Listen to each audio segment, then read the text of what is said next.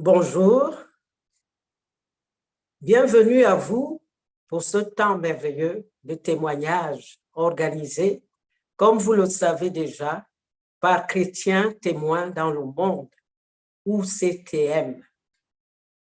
En effet, Chrétiens témoins dans le monde, initialement connu sous le nom de la Communauté internationale des hommes d'affaires du plein évangile, est une association qui rassemble des hommes et des femmes chrétiens de différentes confessions, catholiques, protestants, évangéliques, ainsi de suite, qui ont à cœur de partager, de témoigner de ce que Jésus a fait et fait encore dans leur vie. À cette occasion, nous organisons des rencontres publiques en présentiel, restaurants, cafés, hôtels ou en ligne pour partager nos témoignages. CTM est présent dans différentes régions en France. Pendant la pandémie, en 2020, nous avons mis en place CTM Femmes. Nos rencontres en ligne permettent à des femmes d'entendre les témoignages d'autres femmes. Nous allons nous référer à un passage biblique dans le livre des Actes et des Apôtres, au chapitre 1, verset 8, qui dit « Mais vous recevrez une puissance, le Saint-Esprit, survenant sur vous, et vous serez mes témoins à Jérusalem, dans toute la Judée, dans la Samarie et jusqu'aux extrémités de la terre. » Nous devons donc être des témoins de Jésus. Amen. Nous allons maintenant écouter le témoignage de Stéphie, notre témoin du jour. À toi, Stéphie. Merci beaucoup pour cette opportunité de pouvoir partager mon témoignage aujourd'hui. Alors, pour parler un petit peu de mon histoire, de ma rencontre avec le Seigneur Jésus, donc ce que je peux dire, c'est que j'ai grandi dans une famille où la foi chrétienne était très présente. Donc, j'allais au catéchisme, j'ai fait ma première communion, j'ai fait ma profession de foi et donc voilà, j'ai grandi dans cet environnement multiculturel dans une cité du 93 en Île-de-France où il y avait plusieurs religions, plusieurs foi qui se mélangeaient. Il y avait des voisins et des amis musulmans, des personnes plutôt hindoues. Et donc, pour moi, c'était vraiment c'était normal. La mixité, c'était normal. Tout le monde avait sa foi. Donc, j'ai toujours eu cette idée de Dieu, mais je me disais que chacun a sa manière d'approcher Dieu. Donc, c'est comme ça que j'ai grandi. Donc, je suis issue d'une famille immigrée et ça implique beaucoup de choses. Ça implique que mes parents, quand ils sont arrivés en France, ils ont travaillé très dur pour que mes frères et moi, nous puissions avoir une certaine vie, une certaine qualité de vie. Et c'est un privilège et en même temps, ça engendrait une forme de pression qui faisait que on savait avec mes frères qu'on n'avait pas le droit, entre guillemets, à l'erreur. C'est-à-dire que, par exemple, à l'école, on doit avoir des bonnes notes, comme tout parent le souhaite pour ses enfants, mais dans notre cas, c'était exacerbé parce qu'on avait toujours cette conscience que nous, on est en France, certes, on est français, on est né en France, mais on n'est pas blanc. Donc, nous, on doit mettre les bouchées doubles.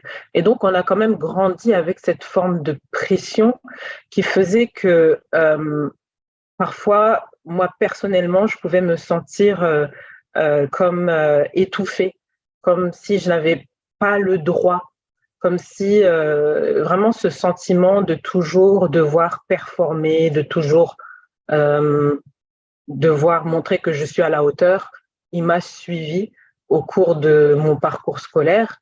Alors oui, c'est vrai que du, du fait du travail et du sacrifice de mes parents, j'ai vraiment eu le privilège d'accéder à une éducation qui était vraiment bien. J'étais dans un collège privé catholique.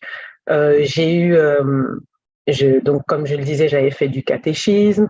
J'ai aussi eu des activités extrascolaires. Voilà, j'ai appris à faire du piano, de la flûte traversière, de la danse classique, donc plein de choses, et qui n'étaient pas communes dans le cadre dans lequel j'avais grandi. C'était pas commun pour une personne de cité de pouvoir développer toutes ces, toutes ces compétences et en même temps d'évoluer dans un collège privé. Et donc, je dirais que c'était un privilège et comme je l'ai dit, ça pouvait être aussi un poids. Parce que quand j'arrive, par exemple, au collège, je me retrouve à être l'une des seules personnes noires et là, je fais face au racisme. Alors, à l'âge de 11 ans, c'est quand même violent parce que même si j'ai grandi dans un milieu où on était multiculturel, c'est quand même, pour moi, c'était normal. La mixité, c'était normal. Mais quand je suis arrivée dans ce collège où je faisais partie de, entre guillemets, la minorité, que j'ai vraiment fait face à des injures frontales, tout ce que moi j'ai su, la seule manière dont j'ai su répondre, c'était par la violence.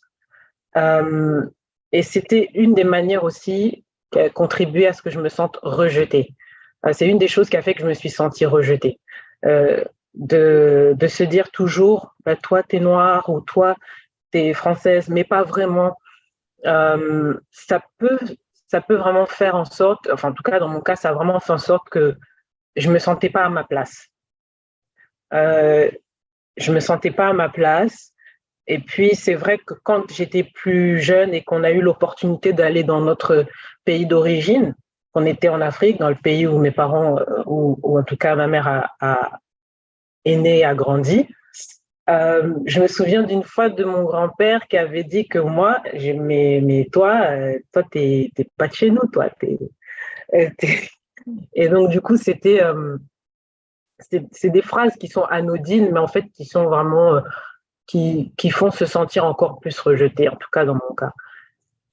Et, euh, et donc, il y a eu toutes ces choses où je me suis dit, bon, bah, je dois grandir et je dois essayer de trouver ma place dans ce monde, même si c'est pas évident, parce que je me retrouve d'un côté, je suis peut-être trop noire, et de l'autre côté, je ne le suis pas assez. Et, euh, et en même temps, je dois être meilleure que tout le monde. Je dois prouver que quelque part, j'ai le droit de vivre, d'être française ou de vivre en France. Et donc, je dois toujours prouver quelque chose à quelqu'un. Et donc, ce sentiment, il m'a accompagnée au fil des années et, euh, et notamment dans ma manière d'aborder mes études et mes relations avec les autres. Donc, c'est vrai que j'ai eu cette opportunité d'avoir un parcours scolaire qui m'a amené jusqu'à des études d'ingénieur chimiste et, euh, et de faire des expériences professionnelles vraiment dans des milieux où je n'aurais pas pensé pouvoir aller. Mais c'est vrai que l'un des avantages de mon éducation, c'était que même si on doit faire plus que les autres, mais quelque part, ça veut dire que on est capable de faire aussi.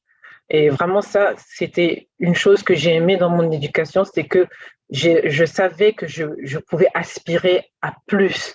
Je, je pouvais aspirer à des grandes choses. Bon, pas forcément pour les bonnes raisons au départ, parce que c'était quelque part pour prouver ma valeur, mais au final, ça m'a quand même ouvert des portes que je n'aurais pas forcément imaginées. Et donc, j'ai évolué de cette manière. Et puis, à l'âge de 16 ans, il y a eu vraiment un tournant, c'est-à-dire que mes parents ont divorcé. Et vraiment, à ce moment-là, pour moi, ça a été une déchirure parce que euh, le seul repère que j'avais, c'était ma famille. Comme je l'ai dit, j'ai pas forcément grandi avec, en connaissant la famille étendue, comme on a l'opportunité de la connaître, par exemple, lorsqu'on vit euh, une famille qui a grandi, enfin, une famille qui évolue, par exemple, en Afrique. Ils vont évoluer avec les oncles, les parents, les oncles, les tantes, les cousins, les cousines, les grands-parents. Et moi, j'ai pas connu ça. Moi, mon repère, c'était mes parents et mes frères. Et puis, à la limite, les connaissances de mes parents avec qui on a grandi. Mais c'était surtout ça. Et donc, quand il y a eu cette rupture, vraiment, j'ai senti que euh, mon monde s'écroulait. Il s'écroulait en quelque sorte. Et, euh, et je me suis dit, ben, la seule chose à laquelle finalement je peux m'accrocher, me raccrocher, ce sont mes études. Pourquoi mes études? Parce que quand il y a eu ce divorce, je me suis rendu compte que vraiment, mais qu'est-ce que c'est que cette vie-là? Et je me suis dit, mais, j'ai juste envie d'échapper à ma vie. Ma vie n'a pas, euh, elle n'a pas le goût que j'aurais voulu qu'elle ait. Et je me sentais étouffée en fait dans ma propre vie, comme je le dis, avec toutes ces pressions-là. Mais la seule chose à laquelle je me raccrochais, qui était ma famille, ben, elle est tombée en morceaux. Et du jour au lendemain, je n'avais vraiment plus du tout de fondation. Je me sentais vraiment je me sentais sans fondation. Alors, je me suis dit, si j'arrive à avoir mon bac, je pourrais aller où je veux. Si j'arrive à travailler dur, je pourrais m'échapper, entre guillemets, de ma cité, je pourrais m'échapper de ma vie telle que je la connaissais à ce moment-là. Et donc, effectivement, au travers de mes études, j'ai pu côtoyer, j'ai pu aller vivre dans différents endroits, j'ai pu côtoyer des personnes qui ne venaient pas du milieu dans lequel j'avais grandi. Et, euh, et ce qui était incroyable, c'est que malgré le fait d'évoluer dans des endroits avec des personnes qui étaient plus privilégiées, en tout cas financièrement, je me sentais jamais à ma place. Je me sentais jamais réellement à ma place. J'avais toujours cette impression, ce sentiment que je dois toujours plaire aux autres, que je dois toujours performer, que j'ai pas réellement le droit d'être moi-même, de peur d'être encore rejetée, parce que tel que je suis, c'est pas suffisant. Et Et donc, je me suis dit, effectivement, si je fais des études élevées, que je peux dire que je suis ingénieur, waouh, que j'ai fait une prépa, waouh, peut-être qu'on va me respecter enfin, ou peut-être que je vaudrais enfin quelque chose. Et peut-être que je vais retrouver aussi cette stabilité que j'ai perdue. Et, euh, et en fait, à la fin de, de mes années d'études, j'ai vécu en Belgique pour pouvoir finaliser mon cursus scolaire. Et c'est à la période où je devais à la période où je devais faire ma soutenance, euh, j'ai été extrêmement stressée. J'étais extrêmement stressée au point où j'ai eu des allergies, j'ai eu des plaques et j'ai dû voir mon médecin rapidement pour qu'il me prescrive des médicaments. Il m'avait prescrit des médicaments très forts à ce moment-là. Et ces médicaments m'ont tout de suite calmée et ils m'ont permis de passer cette soutenance que j'ai réussi haut la main. Euh, Sauf que quelques temps après, le revers de la médaille, c'est que les médicaments ont commencé à me brûler l'estomac. Et pendant au moins 2 mois, je dirais, j'ai eu des brûlures d'estomac incessantes. Donc, je pouvais quasiment plus manger parce que tout ce que je mangeais, je le vomissais. Et à ce moment-là, j'ai commencé à me dire, à me poser vraiment des questions sur la vie parce que j'arrivais plus à dormir. Pour quelqu'un qui a déjà eu des brûlures d'estomac intenses, euh, cette personne sait que c'est des douleurs qui sont parmi les douleurs les plus insupportables. Et donc, je ne pouvais plus dormir, je n'arrivais plus à manger. C'était véritablement une torture. Et, euh, et plus le temps passait, plus j'avais vraiment le sentiment que j'allais mourir. Et à cette période-là aussi, j'ai perdu près de 10 kilos parce que je ne pouvais pas manger correctement. Et à cette même période, en fait, ma mère allait dans une église évangélique. On n'avait pas vraiment l'habitude de fréquenter les églises évangéliques. Comme je l'ai dit, moi, j'ai grandi vraiment plutôt dans l'église catholique et on n'avait pas vraiment l'habitude de les fréquenter. D'ailleurs, moi, j'avais une très mauvaise image des églises évangéliques. Je trouvais que les gens étaient trop exubérants, et ça criait dans tous les sens, ça dansait. Et moi, j'étais plutôt habituée à un cadre où on se recueille, où c'est calme, où le prêtre lit la Bible et puis on fait la prière en silence. Donc, je me méfiais toujours un petit peu des églises évangéliques que j'apparentais à des sectes. Et, euh, et à ce moment-là, elle a commencé à aller dans cette église et elle me dit, écoute, je fais partie d'un groupe de prière et avec mon groupe, on va prier pour toi. Et puis, moi, j'ai dit, déjà, je veux pas que tu racontes mes affaires aux gens, hein, des histoires privées à des gens que je connais même pas. Et puis après, elle me disait, mais si, on va prier pour toi, etc. Et je lui dis, de toute façon, j'ai rien à perdre, donc si tu veux. Et, euh, et donc, tout ça se passe et donc les gens prient pour moi. Bon, moi, j'ai pas pensé plus que ça, hein. J'ai continué ma vie en Belgique. Sauf que cette année-là, vraiment, c'était vraiment une année où j'étais au carrefour de ma vie. Je terminais mes études, je devais trouver un travail. Et là, je me dis, mais qu'est-ce que je vais faire de ma vie? J'ai joué le rôle qu'on m'avait demandé de jouer. Mes parents voulaient que je sois une bonne petite fille modèle qui passe son bac et qui devient ingénieure. Je l'ai fait. J'ai fait ce qu'on m'a dit et maintenant que j'ai terminé, ben, c'est quoi ma vie? Je sers à quoi en fait? Et qu'est-ce que je vais faire de ma vie? Et il y a toute cette remise en question qui est venue avec la recherche d'emploi et avec la fin de mes études. C'était vraiment la fin d'une saison de ma vie. Et là, je remettais tellement de choses en question. Et à cette même période, en fait, il y a eu, il y a eu une agression que j'ai vécue dans la rue, une agression sexuelle qui était vraiment, qui était aussi choquante et qui, euh, qui a contribué aussi à ce que je me dise, mais qu'est-ce qui se passe? Pourquoi ma vie est comme ça? Et en fait, ce que je n'ai pas précisé, c'est que, comme je disais, je vivais ce profond mal-être et la seule chose pour moi qui me faisait me sentir en vie, c'était des comportements autodestructeurs qui font que pendant plusieurs années, en fait, j'ai eu des addictions. Et c'était des addictions qui me permettaient de m'évader du mal-être que je vivais. J'avais ces addictions-là, je me sentais rejetée, je me sentais jamais à ma place, et puis j'étais suicidaire, j'étais déprimée.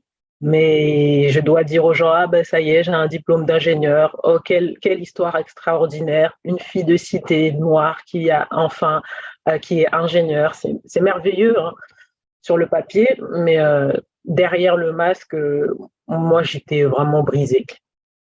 Et donc cette même année où il y a toutes ces choses qui m'arrivent en même temps euh, et où je me dis je vais probablement mourir, mais j'avais peur. J'avais peur, je me disais si je meurs, j'avais peur. J'avais peur de mourir parce qu'en fait j'avais une conscience de l'existence de l'enfer. Et je me disais mais si je meurs, est-ce que je vais aller en enfer? Parce que quelques années auparavant, je faisais des recherches sur Internet et il faut savoir que moi, j'aimais énormément tout ce qui avait attrait à la voyance, à l'horoscope, au tarot, à l'horoscope chinois, aux vies antérieures. Je m'intéressais énormément à la spiritualité. Je faisais beaucoup de recherches sur ces choses. Ça me fascinait. Et, mais à chaque fois que je voulais aller plus loin, que je voulais gratter parce que j'étais très curieuse et je savais vraiment comment faire des recherches en profondeur, euh, il y avait toujours quelque chose qui me disait stop, stop, ne va pas plus loin. Et un jour, j'étais dans mes recherches et je tombe sur une vidéo d'un monsieur qui est dans une église apparemment, avec une dame blonde qui le traduit. Donc c'est un homme américain et cet homme partage une histoire et il dit qu'il a vécu 23 minutes en enfer. Et là, je me dis, mais c'est quoi cette histoire? Et puis j'écoute le témoignage et ce témoignage m'avait vraiment bouleversée sur le moment. Et puis après, j'ai oublié. Et donc, quand on revient donc, à cette fameuse année où j'ai mes brûlures d'estomac et ma mère dit qu'elle va prier pour moi, pour ma guérison avec son groupe, et cette même année où je me dis, bah, je vais peut-être y passer,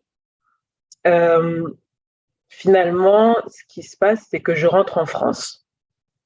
Quand je rentre en France, on me dit, bah, votre problème, il est anormal parce qu'on vous a quand même donné beaucoup de médicaments qui, normalement, sont efficaces dans votre cas, des médicaments efficaces contre les brûlures d'estomac, mais rien n'a marché.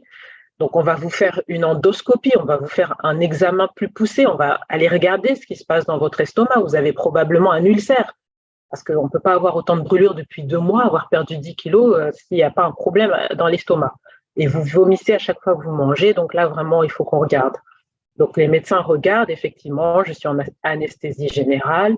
Et là, à la fin de l'examen, le médecin vient me voir et me dit, bah, écoutez, il n'y a absolument rien. Et là, je dis, mais comment ça? Il me dit, bah non, votre estomac, il est en parfait état. Et ce qui était incroyable, c'est que à cette même période, eh bien, les douleurs s'étaient estompées, estompées, estompées, jusqu'à ce que j'en ai plus du tout. Et là, je me dis, je suis quand même assez cartésienne. Moi, j'aime bien comprendre le pourquoi du comment. Pourquoi pourquoi là, ça a guéri comme ça alors que tous les traitements n'ont pas marché. Donc, ma mère qui me disait, viens avec moi dans cette église, etc. Je me suis dit, bon, écoute, pourquoi pas, j'ai rien à perdre. Et donc, je vais dans cette église et petit à petit, là, je découvre en fait Jésus. J'écoute les prédications et puis surtout, il y a une femme qui prêche et cette fameuse femme blonde avec sa coiffure caractéristique qui prêche, eh ben, je la reconnais. Je me dis, mais je l'ai déjà vue quelque part, cette femme. Et en fait, je me souviens qu'elle était dans ce fameux témoignage du monsieur qui parlait des 23 minutes en enfer. Et là, je me dis, waouh, pourtant j'avais regardé ce témoignage des années auparavant.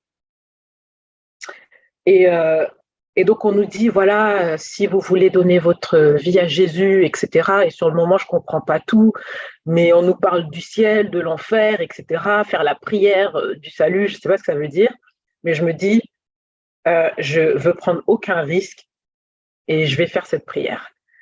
Parce que à cette époque, en fait, j'avais vraiment au fond de moi encore peur de l'enfer. Et donc, en réalité, c'est comme ça que j'ai commencé à marcher avec Christ. Sauf qu'à un moment donné, je me suis dit, ben, j'entendais tout le temps, il faut lire la parole, il faut lire la Bible, etc. Et à l'époque, j'avais bien grandi avec une Bible qui était devenue poussiéreuse parce que pour moi, la Bible, c'était un vieux grimoire. La Bible, c'était plus d'actualité. Et c'était dans un français aussi qui était compliqué à comprendre. Donc, je me suis dit, pourquoi je vais lire la Bible? Et puis, quand j'allais au catéchisme, oui, on nous parlait d'histoire de la Bible, mais je me suis rendu compte que j'avais jamais vraiment pris un temps pour lire la Bible. Et donc là, un jour, je vais dans un magasin chrétien et puis je me suis dit, bah, tiens, je vais m'acheter une Bible. Et là, je m'achète une Bible qui était en français courant et je commence à la lire. Et À cette période, je n'avais pas encore de travail, donc j'avais beaucoup de temps, et donc je passais parfois même des journées entières à lire la Bible. Et là, je me dis, mais c'est pas possible. J'ai grandi dans une église. Comment ça se fait que je connaissais pas? Et quand je lis les histoires, je me suis dit, mais attends, la Bible, c'est aussi incroyable. Mais en fait, Jésus est aussi extraordinaire. Et en fait, j'étais absolument. Il y avait un mélange d'excitation, il y avait un mélange de curiosité, il y avait un mélange de fascination, et il y avait de me dire, mais je n'ai jamais réellement connu Christ, en fait. Et c'est en lisant la parole que j'ai commencé à découvrir qui était Jésus, et j'étais absolument subjuguée. J'étais subjuguée par sa personne. Mais c'était pas juste que j'étais subjuguée, c'est qu'il a commencé à devenir de plus en plus réel parce que j'ai vu les miracles. Il y a eu ce premier miracle de guérison, puis ensuite il y a eu un miracle financier parce que j'avais terminé un stage et parce que je devais recevoir une bourse et que cette bourse, j'avais reçu la totalité de cette bourse a priori. Et puis un jour, je reçois un mail qui me dit que exceptionnellement, nous avons augmenté les montants des bourses. Et donc, même si le stage est terminé, vous recevez un supplément. Et je me suis dit, mais c'est quoi cette histoire? Et puis là, j'ai dit non, c'est la vérité. Parce qu'en fait, je me suis rendu compte que je cherchais la vérité. Et là, je découvre Jésus donc en lisant la parole, en écoutant les prédications. Et là, tout ce que j'avais toujours pensé, c'était complètement... il y avait un changement total, il y avait un bouleversement complet. Et donc, je fais mon cheminement et il y avait quelque chose que j'avais à cœur. J'avais plusieurs rêves. J'avais écrit mes rêves. J'avais des choses que je rêvais d'accomplir dans ma vie. Et l'une des choses que je rêvais d'accomplir, et ça depuis des années, c'était de vivre à Londres. J'étais fascinée par la langue anglaise, par l'Angleterre, et je rêvais d'y vivre un jour. Et je me suis dit peut-être dans la trentaine, la quarantaine, dans quelques années, je pourrais y aller. Et d'abord, je dois suivre le chemin que tout le monde suit. Je finis mes études, je trouve un travail, j'achète une maison, je me marie, blablabla. Et un jour, je dors comme ça, et puis je me réveille, et donc je sais que je ne suis pas en train de dormir ni en train de rêver.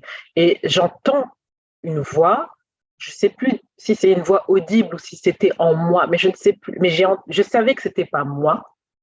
Et cette voix me dit clairement que je dois chercher un travail à Londres, dans tel domaine, et c'était tellement clair. Et là, je me suis dit, quoi? Et je me suis assise dans mon lit et je me suis dit, mais c'est pas possible, j'ai rêvé, mais je savais que je rêvais pas. Et c'était à la période où je cherchais du travail, et donc j'ai redirigé toute ma recherche d'emploi selon ce que cette voie m'avait orienté. Et en fait, c'était vraiment le Saint-Esprit. Parce que quand j'ai postulé dans plusieurs entreprises en Angleterre. Et il y a une entreprise, il n'y a que 2 entreprises qui me répondent. Et sur les 2, l'une des entreprises me dit non. Et l'autre entreprise, c'est le directeur même de l'entreprise qui me contacte en me disant oui, nous aurons probablement des postes. Et là, je me dis quoi? Ça ne correspond pas exactement à ce que vous recherchez, mais nous avons quelque chose qui est à peu près similaire. Et là, je me dis, mais c'est pas possible. Et je me suis dit, mais c'est incroyable. Et moi qui étais jeune convertie, jeune chrétienne, je me suis dit, mais c'est pas possible. En fait, le Jésus de la Bible, il est bien réel, il n'est pas juste dans la Bible, il fait vraiment des miracles. C'est un miracle, c'était des choses que je ne pouvais pas expliquer. À chaque fois, moi, j'aimais avoir une explication, mais pour une fois, je ne pouvais pas expliquer. Et donc, et je me souviens que cette personne donc m'a contactée, et quand le temps passe, il me dit qu'il reviendra vers moi, et puis je n'ai pas de nouvelles au bout de 2 semaines. Et je me dis, bon, il faudrait peut-être que je le recontacte. Et je me souviens que j'en avais parlé à mon frère et il m'avait dit, parce que lui vivait déjà en Angleterre, et il m'avait dit, ah ben non, laisse tomber, c'est mort. Et là, j'ai dit, non, c'est pas mort. Je le rappelle, j'ai rien à perdre. Et puis je rappelle ce monsieur et il me dit, mais c'est incroyable. on vient d'avoir des ouvertures de postes et on a besoin de personnes tout de suite. C'est comme s'il attendait mon appel. Et là, il m'a invité à Londres pour aller faire un entretien. Et en un seul entretien, j'ai eu ce poste dans une entreprise où j'étais la première et la seule femme ingénieure, non, la première femme ingénieure qu'ils aient embauchée, et la seule noire d'ailleurs. Et c'était assez incroyable parce que quand je suis arrivée là-bas, on m'a vraiment déroulé un tapis rouge, mais je me suis rendu compte que ce n'était pas quelque chose d'ordinaire ou de normal. Là, c'est quand j'ai commencé à comprendre ce qu'on appelait en fait la grâce de Dieu. C'est-à-dire que en général, les gens vont dire ah c'est de la chance, etc. Non, là, c'était vraiment pas de la chance parce que la chance, c'est un petit peu le fruit du hasard. Mais là, c'était coup sur coup, tout. C'était tout. C'était le travail, c'était l'appartement, c'était les rencontres. C'était que des choses, des rencontres incroyables, une direction incroyable. Et c'était des choses, je ne pouvais pas me l'expliquer. Et même autour de moi, les gens se demandaient, mais c'est pas croyable. Et là, je disais, mais c'est Dieu. Et donc, entre-temps, je m'étais baptisée avant de vivre à Londres et j'ai véritablement vécu mon rêve en allant vivre là-bas. Et Dieu a fait beaucoup de choses. Et puis, je suis revenue en France et j'ai continué à évoluer avec le Seigneur et il a encore touché, en fait, puissamment ma carrière parce que je me suis reconvertie. Je travaillais dans le domaine pétrolier et j'ai voulu faire d'autres choses, mais le Seigneur m'a dit non, il m'a orientée d'une autre manière, mais d'une manière qui est encore aussi incroyable dans le sens où je devais me reconvertir et faire une formation professionnalisante, une formation où j'allais obtenir un CDI à l'issue de cette formation. Et, et lorsque j'ai postulé pour cette formation, j'ai été rappelée par la RH peut-être 5 minutes après avoir envoyé ma candidature. Et la personne me disait, nous avons encore une place pour la formation. Et il se trouvait que c'est dans une des plus grosses entreprises françaises. Et elle me dit, c'est la dernière place qui reste. Est-ce que vous pouvez venir en entretien lundi prochain? Je dis oui. J'arrive en entretien. La même journée, j'ai 2 entretiens. On me dit, le soir même, c'est bon, vous commencez la formation. Et là, voilà déjà quelques années que je suis dans cette entreprise et où j'évolue par la grâce de Dieu. Et en fait, pourquoi je partage ces témoignages, c'est parce que vraiment, c'est pour dire que au fur et à mesure, j'ai commencé vraiment à découvrir l'amour de Dieu. Je pensais que moi, ma valeur, c'était que en fonction de ma réussite ou en fonction de faire plaisir aux gens. Parce que pour moi, je me sentais exister que si je faisais ce que les autres voulaient que je fasse. Et donc, du coup, j'avais l'impression de ne pas savoir faire de choix. Et en fait, cette mentalité, elle m'a quand même un peu suivie dans ma relation avec le Seigneur Jésus. Parce que malgré tout ce qu'il faisait pour moi, j'avais toujours cette sensation qu'il fallait que je fasse, il fallait que je performe pour mériter en fait son amour. Et en fait, c'est vrai qu'au début, j'ai donné ma vie, je me suis donnée au Seigneur parce que j'avais quelque part un peu peur d'aller en enfer et que j'avais vraiment compris que c'était Jésus le chemin. Mais en même temps, je me disais, je ne peux pas continuer à marcher avec lui par la peur. Parce qu'il me fait toutes ces preuves d'amour au travers de ces différents miracles. Mais comment est-ce que je peux croire que c'est parce que je prie qu'il va m'aimer plus ou parce que… Pourtant, j'ai bien vu la grâce de Dieu. J'ai bien vu qu'il m'a donné plein de choses que je ne méritais pas et d'une manière exceptionnelle. Mais je continuais de me dire, oui, peut-être que j'en fais pas assez, peut-être que c'est aussi pour ça que je suis toujours pas mariée ou que j'arrive toujours pas à avoir mon permis de conduire. Et en fait, ça aussi, c'est un témoignage pour l'histoire de mon permis de conduire, parce que voilà.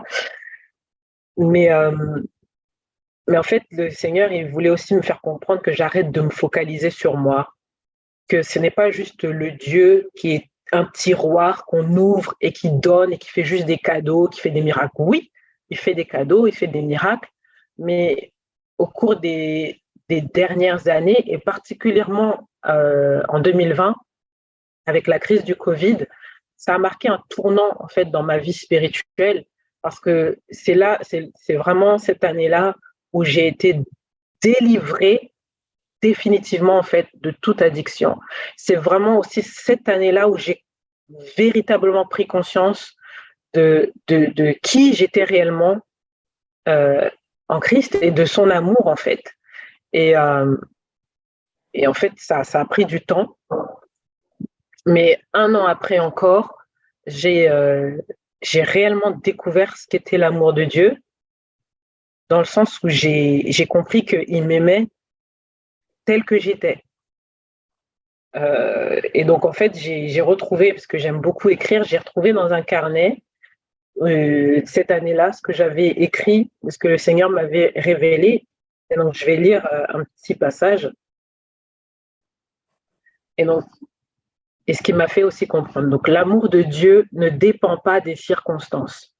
L'amour de Dieu n'est pas défini par les choses extérieures qui m'arrivent. Qu'il pleuve, qu'il vente, Dieu m'aime. Que je lui obéisse ou non, Dieu m'aime. Que je sois riche ou pauvre, Dieu m'aime. Que je sois célibataire ou marié, Dieu m'aime. Que je sois addict ou pas, Dieu m'aime. Que je sois dans la joie ou dans la tristesse, Dieu m'aime. Que je comprenne ou que je comprenne pas, Dieu m'aime. Que je sois oppressé ou non, Dieu m'aime. Que je sois humilié ou honoré, Dieu m'aime. Que je sois persécuté ou soutenu, Dieu m'aime. Que je sois élevé ou abaissé, Dieu m'aime.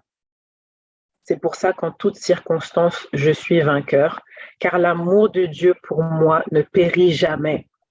En réponse à cet amour, moi je le loue, je le chante, je le sers et surtout je lui obéis, je l'écoute et je lui fais confiance, non pas avec mes propres forces ou ma tête, mais avec mon cœur. C'est-à-dire que même si je ne comprends pas, même si ça me fait trop mal, même si je n'ai plus de force, je reste convaincue de l'amour de Dieu pour moi et je me réjouis. J'ai des transports d'allégresse de cette profonde conviction. Et c'est ça mon plus grand trésor. Donc voilà. Et il y avait aussi, donc c'est des révélations que j'ai reçues, que Dieu m'a fait comprendre. Et je me suis rendu compte que la marche avec lui, cette rencontre que j'ai faite il y a quelques années, c'était que le départ et que notre relation était très dynamique, que ça évoluait et, et qu'au fur et à mesure du temps, je découvre de plus en plus qui je suis, mais surtout qui il est. Parce que, comme je le disais, il m'a fait comprendre que je devais arrêter aussi de trop regarder à moi-même, mais à regarder aussi à lui. Comme dans toute relation, qu'est-ce que lui il ressent, qu'est-ce que lui il veut, qu'est-ce que lui il pense. Et c'est ça qui m'a vraiment, qui m'a bouleversée. Et souvent le matin, je me rends, enfin pas que le matin, mais souvent je m'arrête et je me dis, mais c'est un privilège d'être ton enfant et de savoir que tu m'as tellement aimé que tu as envoyé Jésus pour payer le prix de mes erreurs, qu'il soit puni à ma place, qu'il subisse la sentence que je devais subir. Et j'ai rien fait pour mériter tant d'amour. Et donc, je continue d'apprendre à lâcher prise et à me dire que c'est OK de ne pas tout savoir, mais que Dieu m'aime et qu'au travers de son amour aussi, il m'apprend à l'aimer lui, mais aussi à aimer les autres. Donc, donc voilà, il continue de m'utiliser au travers de beaucoup de choses. C'est vrai qu'il a fait des miracles dans ma vie, mais maintenant, il m'utilise pour partager cet amour-là auprès des gens. Donc, donc voilà. Merci Stéphie pour ce très beau témoignage qui a probablement non seulement touché, édifié, mais encouragé plus d'une personne. On a bien vu, on a bien entendu, on a bien écouté ton témoignage qui marque ton cheminement avec le Seigneur. Maintenant, nous pouvons demander aux gens, faire un appel pour ceux qui veulent donner leur vie à Christ. Ok. C'est vrai qu'après avoir entendu ce témoignage, je voudrais vous inviter, vous aussi, si vous avez encore des questions, si vous cherchez quelque part la vérité, et si vous êtes déjà aussi senti rejeté, moi je voudrais vous dire qu'il y a cet amour-là, que cet amour il est disponible. De la même manière que moi je l'ai découvert, cet amour il est aussi disponible pour vous. L'amour de Dieu qui est manifesté en Jésus-Christ. Et comme je l'ai dit, on n'a pas forcément besoin de tout comprendre. La seule chose qu'on a besoin de savoir, c'est que Jésus nous aime et Jésus vous aime.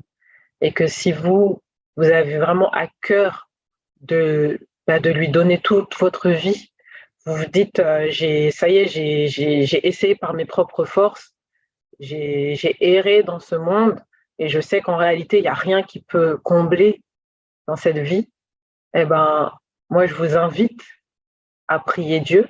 C'est très simple. On a juste à parler comme je vous parle là et à dire quelque chose comme Seigneur Jésus, je te demande pardon. Je te demande pardon pour mes péchés et je voudrais aujourd'hui que tu viennes dans mon cœur. Je voudrais que tu changes ma vie. Je voudrais connaître cet amour dont Stéphie a parlé. Et vraiment aller devant le Seigneur et lâcher prise. Dites-lui, Seigneur, je veux te faire confiance, je t'ouvre mon cœur, je te donne ma vie. Viens changer ma vie, viens me transformer. Et vraiment, je vous invite à faire cette prière.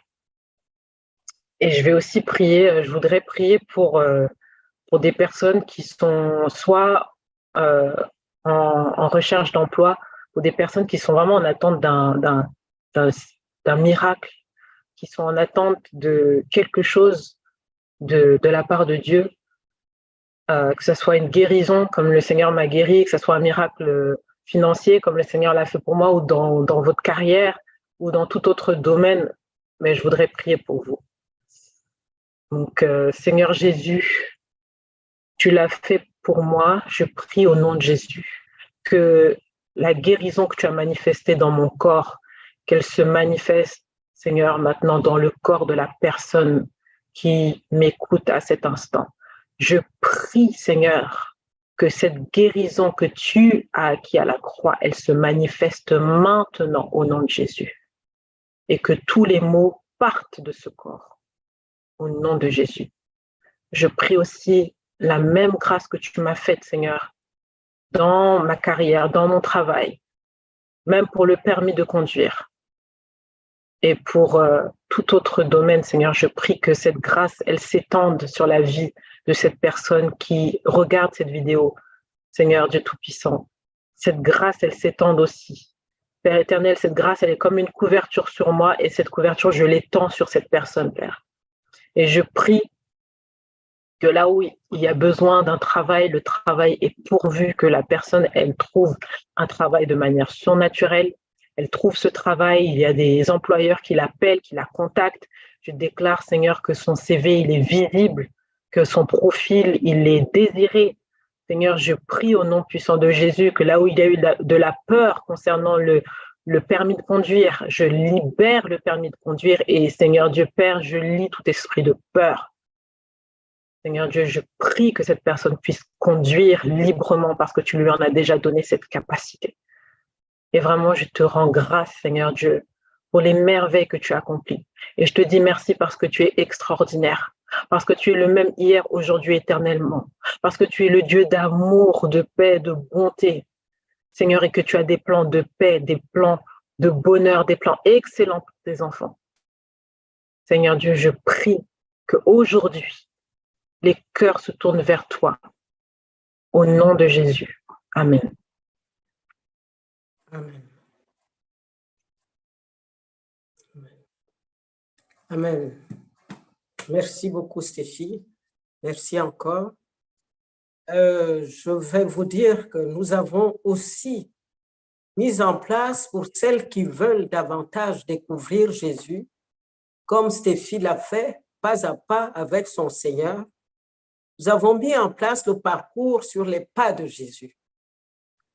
Donc, pour ceux qui veulent participer au parcours sur les pas de Jésus, où l'on découvre la vie de Jésus à travers les évangiles pendant plusieurs semaines, vous pouvez nous envoyer sur le mail qui sera affiché dans cet enregistrement un mail et nous vous répondrons. Donc voilà, ce témoignage est terminé. Nous vous disons à bientôt pour notre prochaine rencontre. Bye bye. Merci Stéphie. Bye bye. Merci, à bientôt.